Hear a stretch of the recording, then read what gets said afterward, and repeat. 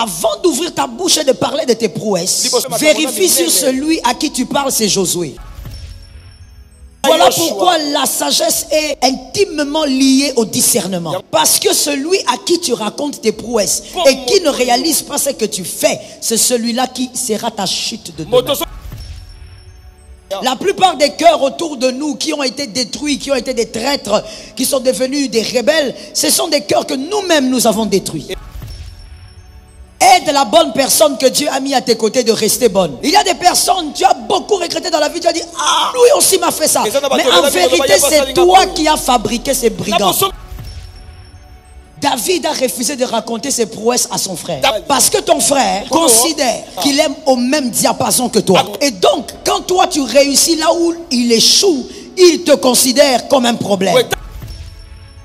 Ta bouche a eu à fabriquer des brigands de ta destinée. Toi-même, tu as fabriqué cet assassin à cause de ta bouche. Des occasions de chute qu'on a créées par nous-mêmes et qui sont avec nous. À côté de toi, la personne à qui tu rencontres tes prouesses, de quelle espèce est-il? Si toi tu cries comme un lion, lui belle, il y aura un problème. Lorsque tu vas crier, il va croire que tu veux le manger. Ne va pas partager des choses avec quelqu'un avec qui tu n'es pas du même espèce. Tu vas créer un cœur qui te détruira demain. Pendant que toi tu racontes tes victoires, la personne se pose la question pourquoi ces victoires s'attachent qu'à toi. Alors qu'en réalité, le problème ce n'est pas lui, c'est toi. Ta bouche a créé le destructeur de ta destinée. Deux types d'occasions de chute dans la destinée d'un homme. Le premier type, c'est celui qui est préparé, organisé par le serpent. Matthieu 4:3. Le maître l'a vécu. Lui-même, il a été tenté par le serpent. Le diable organise des occasions de chute. Et ce sont des fois des hommes qui viennent auprès de vous déguisés. Et des fois même, ces personnes ne sont pas conscientes qu'elles sont utilisées par le serpent. Mais le diable les approche tout doucement de votre vie pour créer la chute. Il y a une chose que j'aimerais que tu retiennes ce soir. Parmi les vertus qu'a le diable, oui, il a une vertu, la patience. Il sait attendre même après 40 ans. Il peut te cibler aujourd'hui pour t'atteindre même après 50 ans. Il prend son temps, il travaille ton entourage. Il veille sur les personnes qui t'approchent et les personnes qui s'éloignent. Le diable organise aussi les chutes. Au nom de Jésus, peu importe ce qu'il a préparé, à cause de cette prédication, que le Dieu de la révélation t'éloigne de ses projets. Que le Dieu de la révélation éloigne tes enfants. J'étais en train de parler de tes enfants. Et je déclarais au nom de Jésus que tes enfants ne soient pas dans le piège du serpent. Que le Dieu de la révélation te révèle les choses cachées. Deuxième type d'occasion de chute sont ceux-là que vous avez vous-même créés, que vous avez vous-même fabriqué.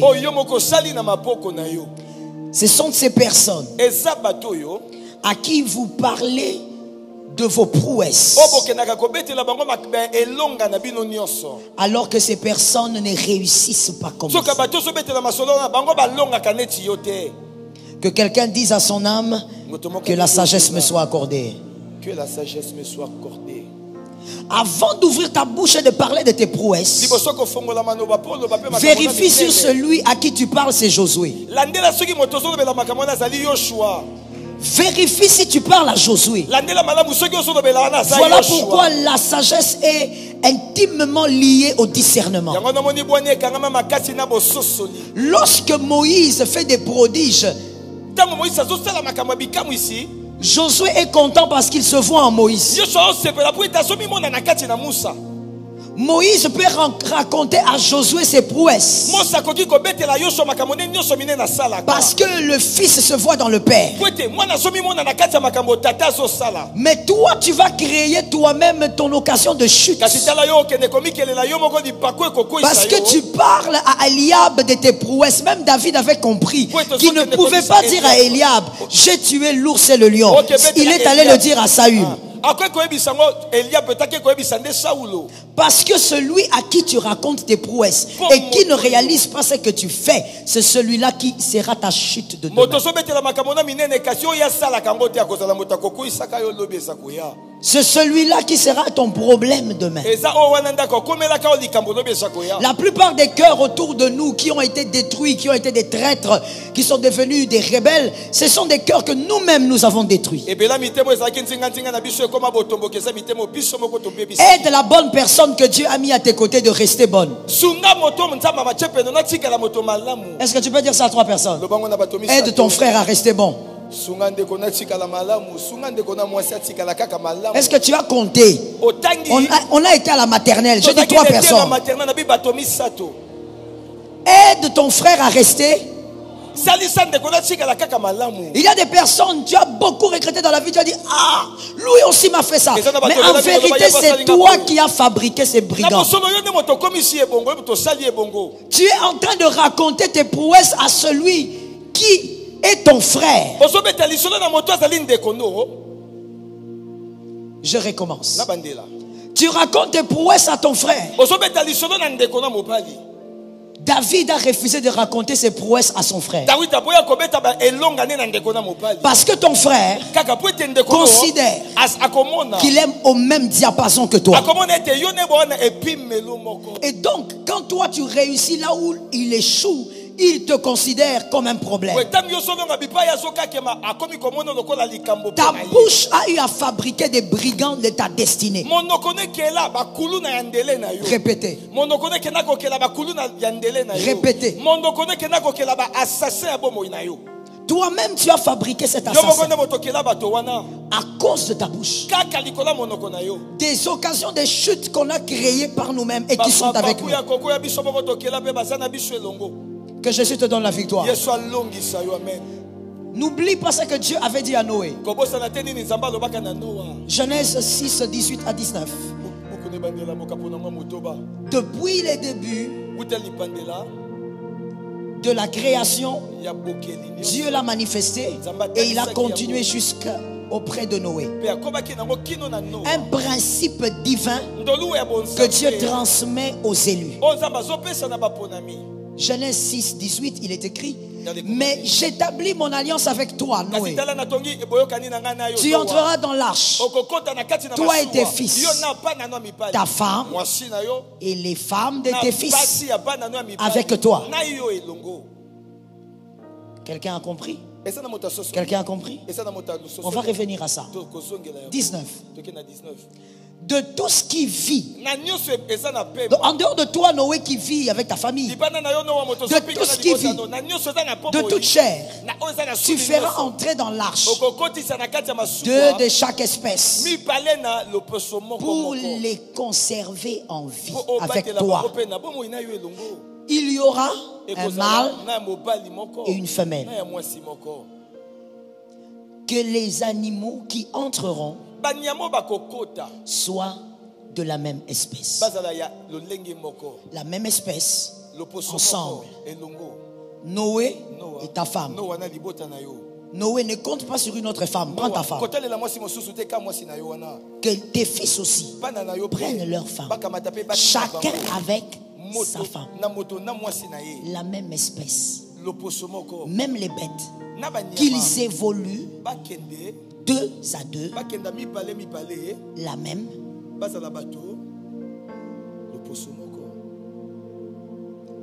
Il faudrait que le lion soit avec la lionne, pas avec le tigre. Est-ce que quelqu'un me capte?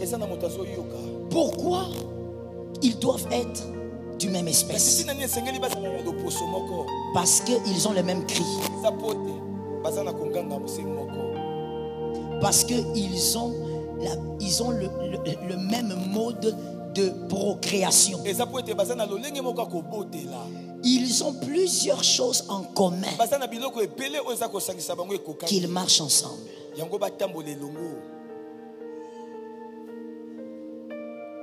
Est-ce que quelqu'un me capte? Dieu lui-même a compris que ce qui n'est pas du même espèce ne peut pas être ensemble. Un mal va s'imposer.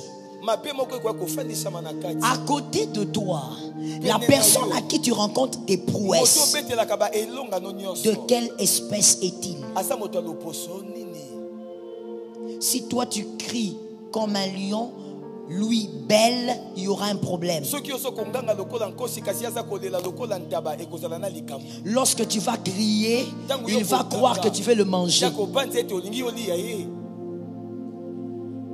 Dieu dit à Noé, même espèce. Toi aussi avec ta femme, afin que vous puissiez partager les mêmes choses. Ne va pas partager des choses avec quelqu'un avec qui tu n'es pas du même espèce. Tu vas créer un cœur qui te détruira demain. Pendant que toi tu racontes tes victoires, la personne se pose la question, pourquoi ces victoires s'attachent qu'à toi? Alors qu'en réalité, le problème ce n'est pas lui, c'est toi.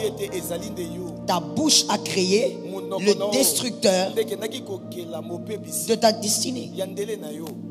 Que Jésus te donne la victoire. Surtout lorsque tu tombes sur un cœur blessé. Un homme, une femme qui a un cœur blessé. Mais cette personne fait partie de ton entourage. Et c'est à lui à qui tu racontes tes prouesses, tes victoires. Vous savez, un cœur blessé a beaucoup de problèmes. Nous le savons. On n'a pas le temps d'étaler tout. Mais l'un des problèmes le plus terribles qu'un cœur blessé a, c'est que le cœur blessé attribue tous ses échecs aux autres. Lorsque toi tu parles de tes victoires, lui croit qu'il échoue à cause de toi alors que tu n'as rien fait. Lorsque toi tu parles de comment Dieu t'a béni, lui il a l'impression qu'il n'est pas béni parce que toi tu es béni. Alors que lorsque Dieu bénit, chacun est dans son couloir. Dieu ne confond pas des couloirs. Là où Dieu veut bénir, il sait localiser le lieu de la bénédiction. Je dis à une âme, si tu as un problème à ce niveau de ton cœur, sois délivré au nom de Jésus. Que ton cœur sorte de là au nom de Jésus. Sois libéré des blessures au nom de Jésus. Mon frère, si tu échoues, ça ne sera pas à cause de Dieu ou à cause du diable. Ça sera à cause de toi-même. Prends toi-même ta vie en charge, assume tes échecs, lève-toi et commence à courir. Je parle à quelqu'un et je suis en train de dire, ne commence pas à marcher après l'échec. Après l'échec, on ne marche pas. Après l'échec, on se lève et on se met à courir. Je déclare au nom de Jésus, tu courras après l'échec. Cette année même, quoi que, oh my God, est-ce que je parle à quelqu'un? Est-ce que je m'adresse à quelqu'un? Est-ce que je parle à une destinée? Je suis en train de te dire, après l'échec de cette année, ne te lève pas seulement, ne marche pas, commence à courir. Tu es un champion, tu es capable de courir, même après l'échec. Dis à 3 personnes, nous faisons partie des champions qui courent après l'échec.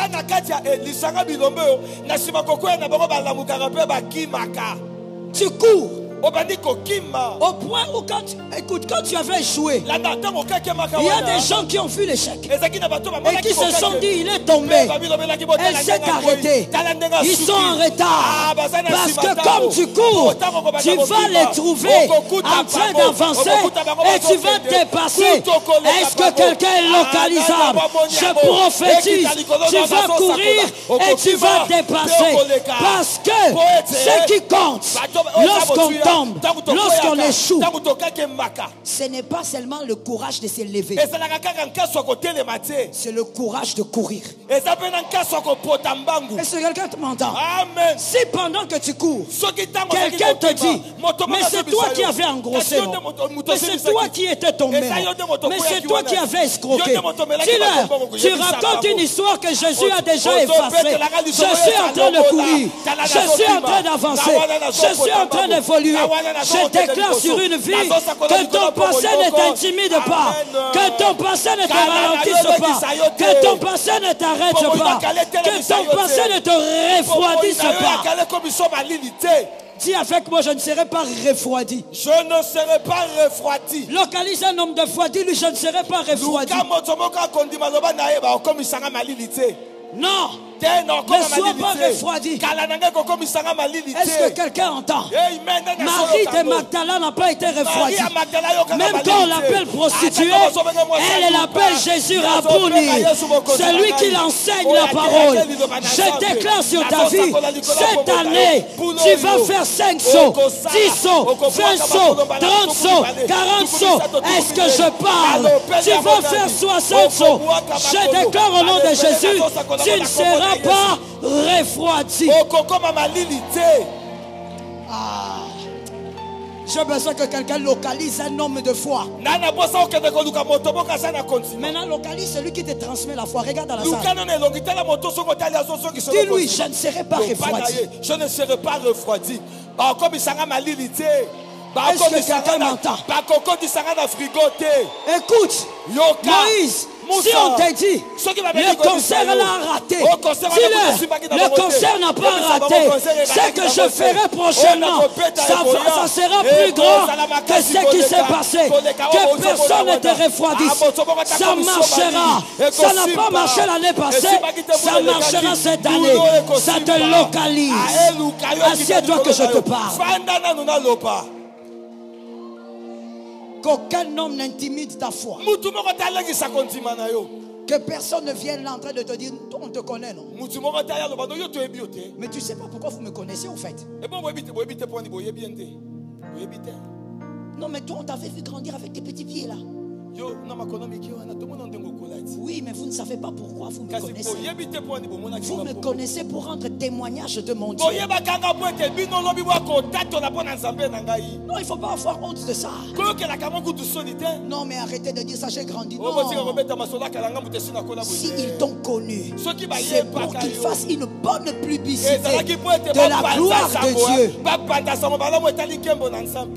Que Jésus te soutienne. Je dis à quelqu'un, quand tu échoues, ne le mets pas sur le dos de qui que ce soit.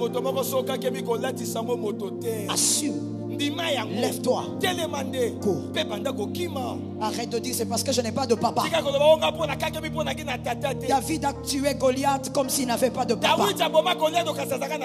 Son propre père d'ailleurs l'oubliait. Ne dis pas c'est parce que maman n'est pas là. En ce moment même, frère, je vais te dire une chose qui va te choquer. Tel que tu es là, dans cette salle, tu as atteint l'âge où tu n'as pas besoin de papa, de maman. Pour réussir sur terre, tu n'as pas besoin. Tu as besoin de toi et du Saint-Esprit. Christ en toi, l'espérance de la gloire. Pourquoi je sens l'onction de la réussite? Je sens l'onction de la réussite. Je sens une onction de la réussite. Aena, recevez l'onction de la réussite. Recevez l'onction de l'avancement. Recevez l'onction de la percée. Il y a une onction de la réussite. Est-ce que je parle? Que les 20 personnes qui vont témoigner cette année reçoivent l'onction de la réussite, reçoivent l'onction de la grâce. Même si on te bloque les chemins, toi, je dis toi, tu passeras de l'autre côté. Même si on t'a refusé les passages. D'ailleurs, je dis à quelqu'un, laisse les hommes te refuser les passages. 5 garçons, venez ici vite. Je sens l'onction de la réussite. Même si les hommes te bloquent, faites un cercle. Faites un cercle. Regarde ce qui va t'arriver bientôt. Une prophétie certaine, ça reste sur ta tête. Quand tu veux avancer, on te bloque. On ne veut pas que tu passes. Le cœur de l'homme, Dieu laisse les gens encore bloqués afin que lui-même te fraye un chemin. Tous les hommes sauront que ça c'est Dieu. Ce n'est pas ton père, ce n'est pas ta mère, ce n'est pas un ministre, ce n'est pas le président, mais ça c'est la main de Dieu. Ils te feront la guerre, mais ils te vaincront pas. Cette année même, tu passes. Le chemin est petit, mais tu passes. Assieds-toi que je te parle. Soyez bénis.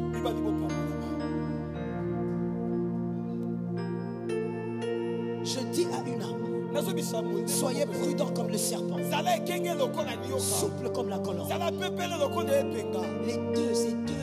Ces deux bêtes manifestent à un certain moment une grande sagesse. Le serpent, quand il s'approche, vous savez, le serpent est aveugle. Il a été créé comme ça, il ne voit pas. Ce sont des fantaisies, les boules. Et donc, il capte seulement la chaleur du sang, du corps.